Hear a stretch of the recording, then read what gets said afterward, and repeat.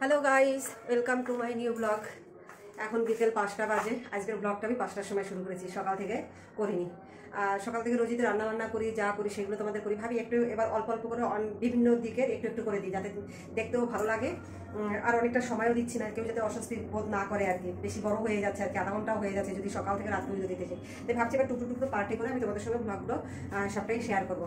তার আগে তোমরা আমাকে কমেন্টস করে জানিও তোমরা কে কোথা থেকে আমার এই ব্লগটা দেখছো। আর তোমরা সবাই ভালো আছো তো? আশা রাখি সবাই ভালো আছো, আমিও মোটামুটি মানে ভালোই আছি আর কি। আর আমার এই চ্যানেলটা তোমরা একটু প্লিজ সাবস্ক্রাইব করে দিও, আর লাইক কমেন্টস করতে একদমই ভুলো না যেন। ঠিক ভুলটা ধরিয়ে দিও আর কি, ঠিক আছে? তা 5টা বাজে মানে কি বলো তো, আমার চায়ের টাইম হয়ে গেছে।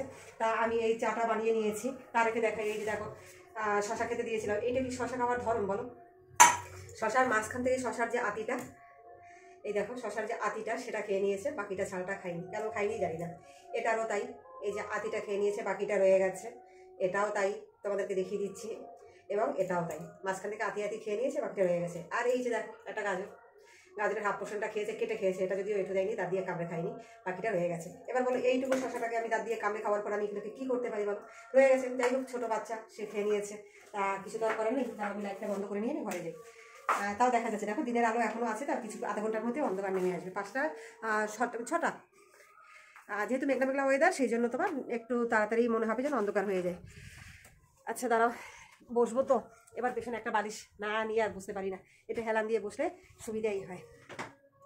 তার আগে দেখো আমার ঘরের কি অবস্থা। এই যে সকালবেলা যে বিছানা তুলেছিলাম, কেউ দেখে বলবে যে এইভাবে বিছানা তোলার পর ওই রকম হাল হয়। আমার বাড়ির হাল কিন্তু এরকম হয়। তো তোমাদেরকে দেখিয়ে দিলাম আমার বাড়ির হালটা ঠিক কীরকম হয় বিছানার। আর এই ঘরে এই আলমারিটা কিন্তু এখানে ছিল না, জানো তো? এইটা ছিল ওই ঘরে, সেটা এই ঘরে আনা হয়েছে। যেহেতু ওই ঘরে কাঠের আলমারিটা আনা হয়েছে, তারপর থেকে এই আলমারিটা এখানে রাখা হয়েছে। তারপর এটার মুখ ভেবেছিলাম যে এই যে এই সাইডটা ওইদিকে দেবো, সামনের দিকের মুখটা এইদিকে দেবো, কিন্তু ওইদিকে আবার একটা কি বলো তো, চাবি রাখার রিং রয়েছে, দেখাচ্ছি তোমাদেরকে। দেখো, সেই জন্য আলমারিটার ঘুরিয়ে দেয়নি। এই যে দেখো, এই যে সামনে দিয়ে দেখাতে পাচ্ছি না। এটার মধ্যে চাবি টাবি রাখা যায়, ফোনে চার্জ দিতে হলে ওখানে দেওয়া যায়। সেই জন্য ওইটা আলমারিটা ঠিক এইভাবে রেখেছি যাতে চাবিটা রাখা যায় আর ফোনেও চার্জ দেওয়া যায়, মানে ওইটার মধ্যে ফোনটা যা বসিয়ে দিয়ে মানে দেওয়া যায় আর কি। আর আমার জামা কাপড় মোটামুটি ওই আলমারিতে ঢুকে গেছে, আর বর নিয়ে ঢুকিয়ে দিয়েছে, তাদের টাইম মধ্যে রয়েছে। এবার খুঁজতে একটু সুবিধাই হয়, কেন বলতো একটা আলমারির মধ্যে ধরো তো আজ এত বছর ধরে 4জনের জামা কাপড় একটা আলমারির মধ্যে ধরছিল না আর কি। তারপর যদিও আমি কেনাকাটা খুব একটা করি না, আমার মানে কেনাকাটা হয় না বললেই চলে আর কি।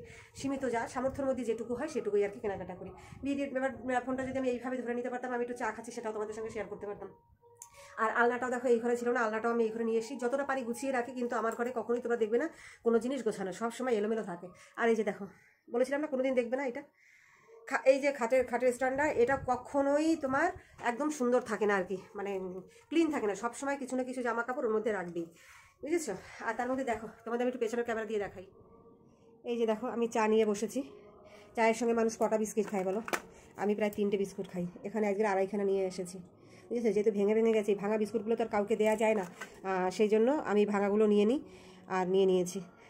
তাই যাই হোক, আমি একটা বিস্কুটটা ভিজিয়ে ভিজিয়ে একটু খেতে পছন্দ করি। আমার চা খাওয়া মানে বিস্কিট ভিজিয়ে ভিজিয়ে আমি খাবো, এটাই যেন আমার মনে হয় বেশি টেস্ট। যাই হোক, আমি খাচ্ছি, তোমাদের সঙ্গে সেটা একটু শেয়ার করলাম। চাটা ঠান্ডা হয়ে যাচ্ছিলো, যেহেতু উপরে ফ্যান চলছে, সেই জন্য। বিকালবেলার কাজকর্ম সবটাই হয়ে গেছে। যে বাসন কুসন যে কটা ছিল সেটা মেজে রেখেছি, যেহেতু নিরামিষ তো আছে আজকে সোমবার। আর দ্বিতীয় কথা হচ্ছে, ছোটোবাবু ছিল না আজকে বাড়িতে, খায়নি, ও স্কুলে খেয়েছে। সরস্বতী পুজোর খাওয়া দাওয়া ছিল, সেখানেই আজকে খেয়েছে আর কি। আর জামা কাপড় এনে ওই ঘরে সব টাল করে রেখেছি, এখন কিছু গোছাইনি। ওই ঘরের বিছানাটার অবস্থাও একই সেম, মানে স্কুল থেকে এসে মানে জামা কাপড় একদম ছড়িয়ে ছিটিয়ে সব একাকার করে রেখেছে, কোনো কিছু গোছানো হয়নি। আজকে আমি আরও ইচ্ছা করে গোছাইনি, কেন বলো তো? ওদেরকে একটু গোছাতে দেবো। সব সময় কি বলো তো, করে দিয়ে দিয়ে এমন অবস্থা হয়েছে না, কোনো কিছু করতে যায় না। স্কুল থেকে এসেই ছোটো হলেও ধরো, দেখো 10-11 বছর বয়সে গেছে, একটু তো করবে এখন, তাই না? তাও করতে যায় না। তাই মাঝে মধ্যে খুব রাগ হয়। আমি এখন বাইরে খেলতে গেছে, আসলে পরে ওকে দিয়ে এগুলোকে গোছাবো, মানে তুই নিয়ে গোছা, একটু শিখুক। হয়তো ধরো আমার যখন শরীর খারাপ থাকবে বা আমি পারছি না, আমি কোথাও গেলাম, হ্যাঁ, তখন কি ওরা জামা কাপড় গোছাবে না? তখন কি এরকম নিচে বিছানার উপরে পড়ে থাকবে বলো তো? একটু আমার না এগুলো খুব খারাপ লাগে। তা ছেলেদের একটু একটু শেখাতে চাই, জানি না ওরা কতটা কি নিতে পারবে। শিখলে ভালো, না শিখলে নিজেরাই একদিন সমস্যায় পড়বে, এটাই হচ্ছে কথা। তা আমি আপাতত আগে চাটা খাই। নে ধর, সব ধর, যেমন এনে ফেলে রাখবি তেমনি এখন গোছাতে হবে না। ধর সব নিয়ে ওই ঘরে আল্লাহর উপরে কীভাবে আমি রাখি ঠিক সেইভাবে রাখবি। চল নে। ওইভাবে আমি ভাঁজ করতে বলিনি, ওইভাবে ভাঁজ করতে বলিনি। স্কুল থেকে এসে জামা কাপড় নিয়ে, হ্যাঁ, সব হাতে নিয়ে নে, সব হাতে নে, সব হাতে নে, যেগুলো রয়েছে সবগুলো নে। কীভাবে নিবে আমি জানি না, নিজেরটা নিজে একটু গোছাতে শেখো, সব সময় আমি করে দেবো তা বললে তো হবে না, তাই না? সেই দুপুরবেলা এসেছো স্কুল থেকে, সেইভাবে জামা কাপড় ওইভাবে পরে রয়েছে, আমি আজকে ইচ্ছে করে গোছাইনি। দেখো বন্ধুরা কীভাবে জামা কাপড় হাতের উপরে নিচ্ছে, এরা কি করবে আমি না থাকলে? দাঁত সব বেরিয়ে যাচ্ছে, ওইগুলো নিয়ে নে সব একবারে। এইভাবে কেউ নেয় আমি জানি না, এইভাবে কেউ নেয় কিনা। নে সব নে, চল। এবার না আমি কীভাবে রাখি সেইভাবে রাখবি।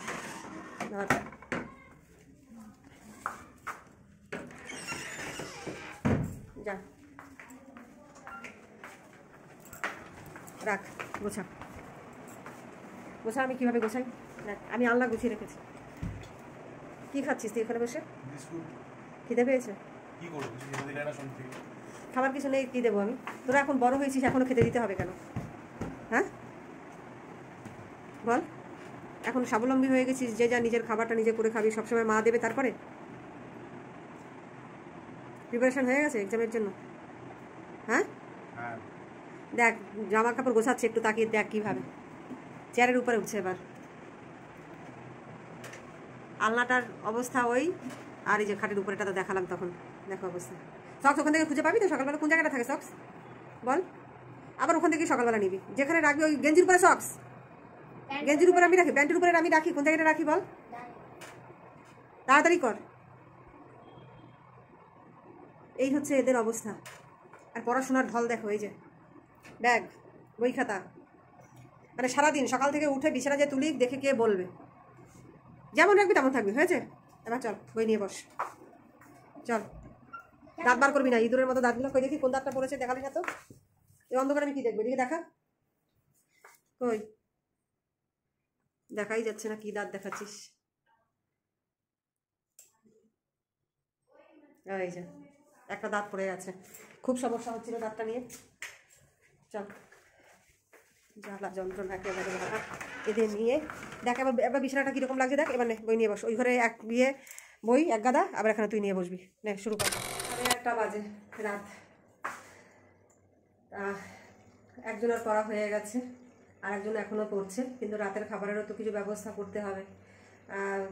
দেখো এতটা ভাত রয়েছে, দুজনের মতো ভাত রয়ে গেছে এতটা। তা আমি ওরা হাফ কৌটোর কম চাল নিয়ে বসিয়ে দিয়েছি। দেখো এই কিছুটা বাসন রয়েছে, হাফ কৌটোর কম চাল নিয়ে এই যে ভাত বসিয়ে দিয়েছি। আর এইদিকে ছেলেরা বায়না করলো যে একটুখানি একটু আলু ভাজা করে দাও। দুপুরে তোমার ডাল আর লাউ রয়েছে, তা আমি একটু আলুটা ভেজেও বসিয়ে দিয়েছি। এই যে দেখো, কিন্তু বন্ধুরা গ্যাসের কি অবস্থা একটু দেখো, জোরে দিতেই পারছি না, ওইটুকু করে জ্বলছে। দেখো এইরকম করে জ্বললে পরে আমি কতক্ষণ ধরে রান্না করব বলো?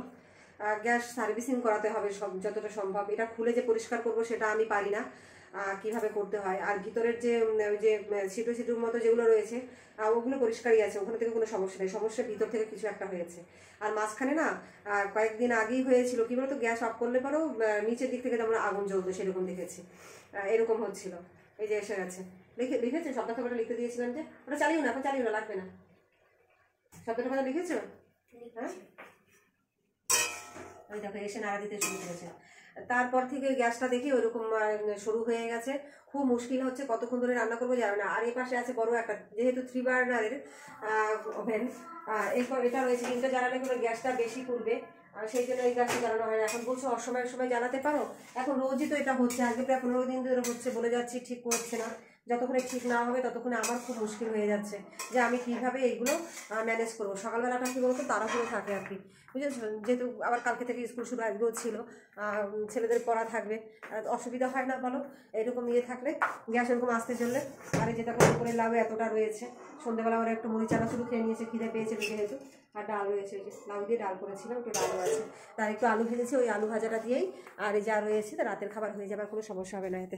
তারপরে তো আর খেয়ে দিয়ে ঘুমিয়ে পড়বো এই পর্যন্ত। তো আমার ভিডিওটা তোমাদের কেমন লাগলো তোমরা অবশ্যই আমাকে কমেন্টস করে জানিও। আর আমার চ্যানেলটা কিন্তু সাবস্ক্রাইব করে দিও। মানে ভিডিও শুরু করার প্রথমেও তোমাদেরকে বলেছিলাম, আবারও বলছি, প্লিজ একটু সাবস্ক্রাইব করে দিও। এগোতে পারছি না কিছুতে আর কি, বুঝেছো? প্রথমে তো শুধু ব্লগ দিয়ে শুরু করেছিলাম আমি, ব্লগ করতে করতে তারপরে আবার শর্টসে চলে গেলাম, যে একটু শর্টস দিয়ে দেখি এটা মানে ভিউজটা বেশি পারবে।